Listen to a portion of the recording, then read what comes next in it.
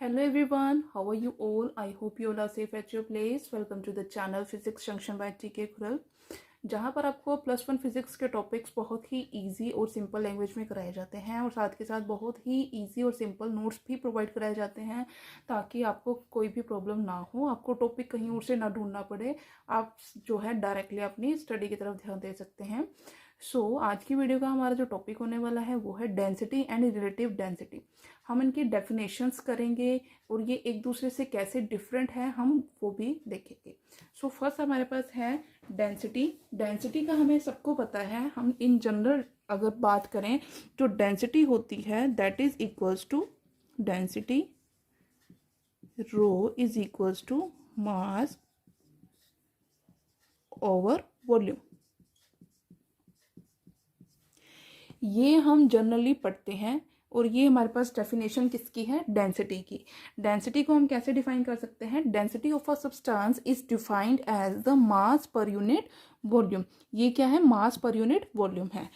उसके बाद अगर हम बात करते हैं इसके एसआई यूनिट्स और सीजीएस यूनिट्स की, तो इसके एसआई यूनिट्स क्या होंगे?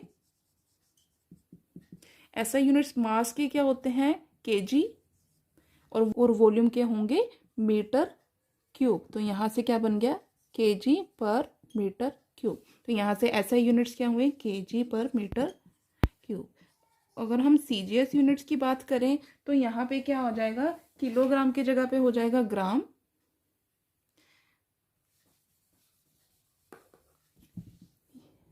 किलोग्राम की जगह पे आएगा ग्राम, और वॉल्यूम ये किस में हम मेजर करेंगे? सेंटीमीटर क्यूब में। तो क्या आ जाएगा? ग्राम पर सेंटीमीटर क्यूब, ग्राम पर सेंटीमीटर क्यूब।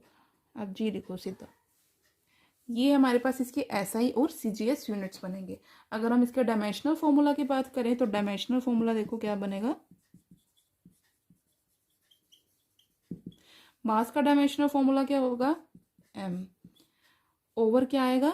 L3। तो यहाँ से फॉर्मूला क्या बन गया? m1L-3। ये डायमेंशनल फॉर्मूला बन जाएगा डेंसिटी का।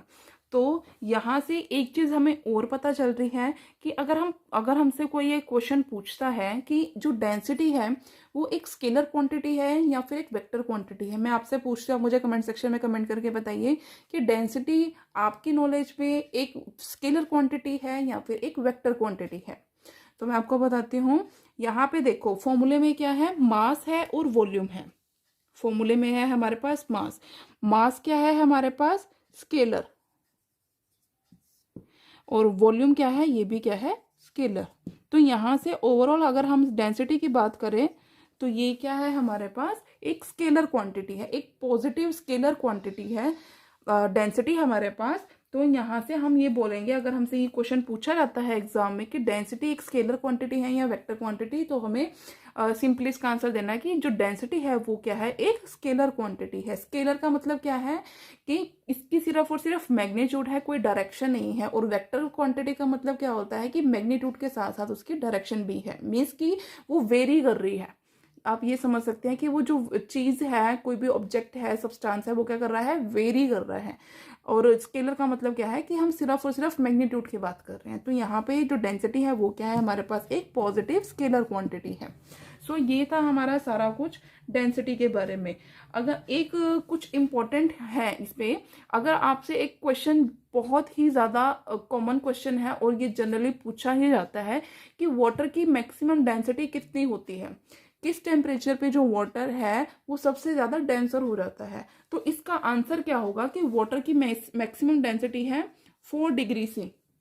आप सोचोगे कि जो वाटर है वो क्या करता है? 0 डिग्री सेल्सियस टेम्परेचर पे वो आइस पे कन्वर्ट हो जाता है, बट एक्चुअल में वो 0 डिग्री पे नहीं, 4 डिग्री सेल्सियस टेम्परेचर पे ही आइस पे कन्वर्ट हो जाता है। मैक्सिमम जो डेंसिटी होगी वाटर की वो 4 डिग्री से टेम्परेचर पे ही होगी। तो अब हम बात कर रहे हैं कि अगर हमारे पास जैसे सॉलिड और लिक्विड की अगर हम बात करें तो सॉलिड और लिक्विड दोनों ही क्या है हमारे पास? इनकम्प्रेसिबल है, हम इन्हें कंप्रेस नहीं कर सकते हैं। तो इसी तरह से अगर हम गैसेस की बात करें तो गैसेस क्या है? उनको हम कंप्रेस कर सकते हैं। इट मीन्स कि हमारे पास जो डेंसिटी होगी सॉलिड और लिक्विड की वो क्या होगी? कांस्टेंट रहेगी हर एक प्रेशर वैल्यू के ऊपर। प्रेशर की हर एक वैल्यू के ऊपर जो हमारे पास डेंसिटी होगी सॉलिड्स की और लिक्विड्स की वो कांस्टेंट रहेगी। बट गैसेस के केस में क्या है, ऐसा नहीं होता। ये इनकी जो डेंसिटी होती है वो प्रेशर के साथ साथ वेरी करती रहती है। जो डेंसिटी होती है वाटर की 4 डिग्री सेल्सियस टेम्परेचर पे वो कितनी होती है, वो मैक्सिमम होगी और किसके इक्वल होती है, 1.0 into 10⁻³ kg per metre cube. ये हमारे पास इसकी वैल्यू होती है water at 4 degree C, water at 4 degree C. और अगर हम सिंपली बात करें और हम इसको कैसे दिखा सकते हैं, ये तो हमारे पास थे एसआई यूनिट्स के अंदर। अगर हम सिंपली देखें तो वो क्या होगी हमारे पास, या फिर हम ये भी बोल सकते हैं 1 ग्राम पर सेंटीमीटर क्यूब। ये है हमारे पास वाटर की मैक्सिमम डेंसिटी की वैल्यू। ये आपको क्वेश्चन पूछा जा सकता है, ये बहुत ही ज़्यादा इंपॉर्टेंट क्वेश्चन है, ये आपसे पूछा जा सकता है एग्जाम में। तो ये था हमारे पास सब कुछ डेंसिटी के बारे में। अब हम देखेंगे कि रिलेटिव डेंसिटी क्या होती है। रिलेटिव डेंसिटी सिंपल डेंसिटी से कैसे डिफरेंट है वो हम देखेंगे। सो रिलेटिव डेंसिटी क्या होती है basically,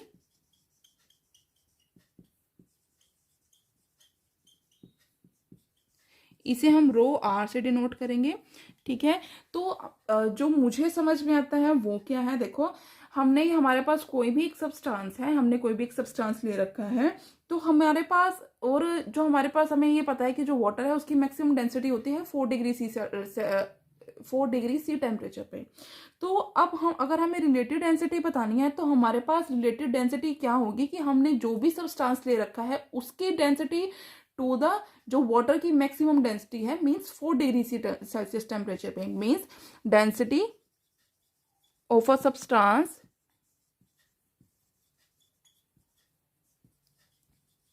to the density of water at 4 degree C.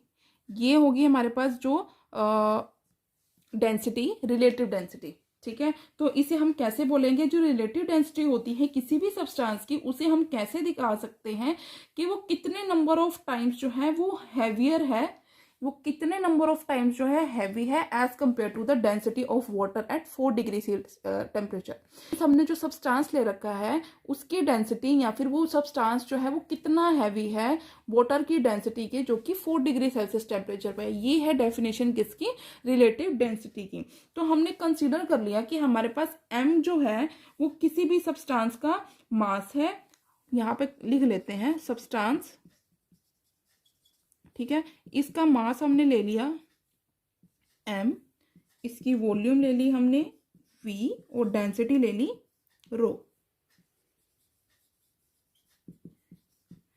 On the other hand हमने यहाँ पे वाटर ले लिया H2O, इसकी डेंसिटी हमने ले ली, सॉरी मास लिया हमने, इसका मास वो ले लिया हमने m1, वॉल्यूम हमने सेम ली है v और जो डेंसिटी है वो हमने ले ली ρ1। तो अब यहां से अगर हमें रिलेटिव डेंसिटी निकालनी है तो रिलेटिव डेंसिटी कैसे निकालेंगे, ρr यहां से कैसे निकालेंगे, देखो ये हमारे पास वैल्यूज है जो हमने कंसिडरेशन ली है, ठीक है। तो हम यहां से कैसे निकालेंगे, देखो वैल्यू रिलेटिव डेंसिटी की m/m1 to the v ρ/v ρ1। ये मैंने कैसे लिया है वो देखो, हमने डेंसिटी की बात करनी है, हम सब्सटेंस की डेंसिटी की बात कर रहे हैं, मास अपॉन वॉल्यूम। तो यहाँ से अगर हम मास निकाले तो होगा ρ इंटू वी। सिमिलरली अगर हम H2O की बात करें वाटर की तो उसकी डेंसिटी है ρ1 m1/v और यहाँ से अगर हम मास की वैल्यू निकालें तो होगा ρ1 इंटू वी। सो मैंने यहाँ से ये वैल्यू डायरेक्ट उठाई है कि m की वैल्यू और m1 की वैल्यूज यहाँ पे डायरेक्टली सब्स्टिट्यूट की है, ठीक है। यहाँ से अब v से v क्या हो गया, कैंसल। तो यहाँ से अब हमें मिला क्या है, अगर हम रिलेटिव डेंसिटी की बात करें तो मिला है ρ/ρ1। ये रो किसकी डेंसिटी थी, सब्सटेंस की डेंसिटी थी, और ये ρ1 डेंसिटी किसकी थी, water at 4 degree Celsius temperature पे। तो ये है हमारे पास डेफिनेशन किसकी, रिलेटिव डेंसिटी की। रिलेटिव डेंसिटी क्या होती है, it is defined as the ratio of density of a substance to the density of water at 4 degree C temperature. So अगर हम बात करें इसकी यूनिट्स की, यहाँ पे भी डेंसिटी है, यहाँ पे भी डेंसिटी है, तो इसकी कोई भी यूनिट्स नहीं होंगी, इसकी कोई भी डायमेंशंस नहीं होंगी, क्योंकि रो डेंसिटी है, इसकी हमने यूनिट्स क्या किए थे, मास पर यूनिट वॉल्यूम थी, तो मास केजी पर मीटर क्यूब किया था, नीचे भी केजी पर मीटर क्यूब आ जाएगा, दोनों क्या हो जाएंगे, कैंसिल हो जाएंगे। तो यहाँ पे क्या आएगा हमारे पास, इसकी ना तो कोई डेंसिटी ना तो इसकी कोई यूनिट्स होंगी और ना ही हमारे पास इसकी कोई डायमेंशंस होगी। और दूसरा अगर हम बात करें, ये कैसी क्वांटिटी है, ये भी क्या है, एक स्केलर क्वांटिटी है। और यहाँ पे जो रिलेटिव डेंसिटी होगी, हमने एक एग्जाम्पल ले लिया, एग्जाम्पल के तौर पे एल्यूमिनियम की रिलेटिव डेंसिटी क्या होगी, 2.7। इसका मतलब क्या हुआ, जो एल्यूमिनियम की डेंसिटी हुई, एल्यूमिनियम की डेंसिटी कितनी होगी, 2.7 into 10⁻³ kg per metre cube, 10⁻³ आ जाएगा। ठीक है, ये हो गया हमारे पास क्या, difference between density and relative density. I hope आपको ये समझ में आया होगा। अगर आपको मेरी वीडियो अच्छी लगी है तो मेरी वीडियो को लाइक करना, मेरे चैनल को सब्सक्राइब करना और ज़्यादा से ज़्यादा शेयर करना। And thanks for watching.